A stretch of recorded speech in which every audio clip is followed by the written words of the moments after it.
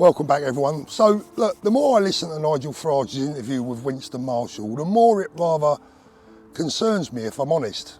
I mean, look, overall, I thought Nigel did all right, and he went some way to making up for his apparent diluted messages recently, at least since the general election. He seemed nice and calm and more relaxed than I've seen him for a while. And I think that we all appreciate the rather difficult position that he's in. It's a complex juggling act that he has to manage. Some people don't want to get that, I do, or at least I try and get it. However, having now had more of a chance to digest the following clip, I'm worried and I'm a little more than confused. Let's remind ourselves of what he said.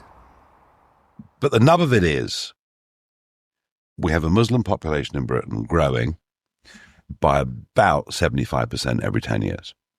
Right? That's just where we are. Mm-hmm. If we politically alienate the whole of Islam, we will lose. We'll lose. So how does one include We them? will lose. By 2050, goodness knows what kind of a terrible state we're going to be in.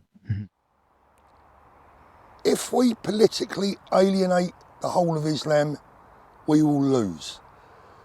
Well, what does that mean exactly? And what was Nigel's real message here? Was it a statement designed to maybe scare people into opening their eyes? Or was it more sinister? Was it a sign of submission? Was it a sign of, look, ultimately, this is our fate? Now, looking at X this morning, plenty of people think it was the latter, and they aren't very happy. We will lose.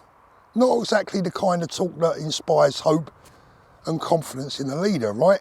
But to be fair, what we didn't get to hear was his solution.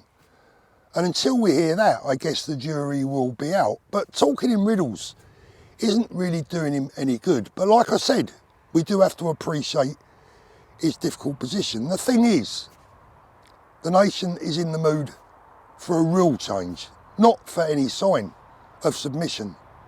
And for what it's worth, look, here's my solution. We are a Christian-based, but mostly secular society, and we have been for centuries. And like every other religion in the United Kingdom, Islam simply must learn how to behave itself, to know its place, and to integrate, and should never seek to dominate British society. We are not and should not ever be allowed to become an Islamic state, and the British people will never bow to it or to any other religion. I believe and I hope that most Muslims, just like you and I, want to live in peace, and they do not wish for their religion to dominate us. Nigel suggested otherwise, and suggested that we will lose. And I thought he knew the British people better than that, because losing isn't in our vocabulary. And history tells us that losing isn't something that we do well. And here's the deal with myself. I can't speak for you guys, I can only speak for me. But I'm getting very tired of this reform Nigel Farage thing. I'm frustrated. Like most of us, I'm angry because I'm disappointed. I'm disappointed because we need hope. We want hope. We must have hope. And we must win this political battle. And many of us have felt, myself included, that reform is the only and best way forward. But time and time and time again, they keep letting us down. They keep kicking us between the legs and punching us in the stomach. And I can't keep putting up with this. I can't keep looking past it. Again, I'm only talking for myself. I'm not talking for you. I know there'll be people out there from both sides of the camp, people that will remain pro-reform, people that will be now against reform, and Nigel, I can't please all of you all the time, so I don't intend in trying. I'm just telling you the way I feel. I think many of you will feel the same. I'm baffled, I'm disappointed. As Ben Habib said, you don't win a general election by splitting and alienating your vote. And that's what Nigel keeps doing. And I'm really confused. Is this a man that we can follow? Is this a man of strength? Is this a man of steel? Is this the man that can win us back our country from those that want to destroy it? Or is he just another Tory posh boy pretender? Right now, I honestly don't know. I honestly don't know. I keep swaying backwards and forwards, swaying backwards and forwards. One minute he says something good, the next minute he says something that really disappoints me. The bottom line is, and I spoke about this in my live stream last night, if you missed it, it's well worth a watch. Nigel spoke about loyalty and how important loyalty is, and I agree with that. I 100% agree that loyalty is crucial when it comes to winning back our country. But if he can't be loyal to his core voters, how can he expect us to remain loyal to him? Nigel, you've got to show your hand.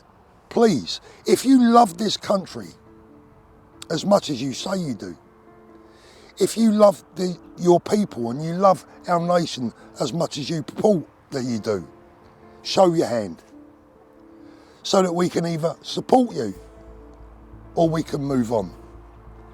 Because right now we don't know what to do. A lot of us just don't know what to do.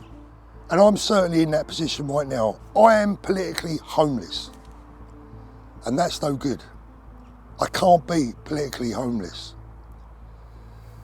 I need someone to vote for. The British people need someone to vote for. More than anything, the working class, the masses, the people that voted for Brexit, 16, 17 million of us. We need something tangible. We need a strong leader, a man of steel, a man of his word that says it as it is and doesn't keep flip-flopping, sounding 1 minute like a Tory, the next moment sounding like someone that we can really put our weight behind and support and get on to victory, a victory that we must get at the next general election. It's crucial, it is our last chance. So my appeal to Nigel today would be to put an end to the rift that is out there, and there clearly is a rift, whether you like it or not, whether you agree with that or not, whether you think we should just all come together, forgive and forget, it doesn't matter. The fact of the matter is the rift is there, it's tangible, it's right in front of us. Nigel can put that right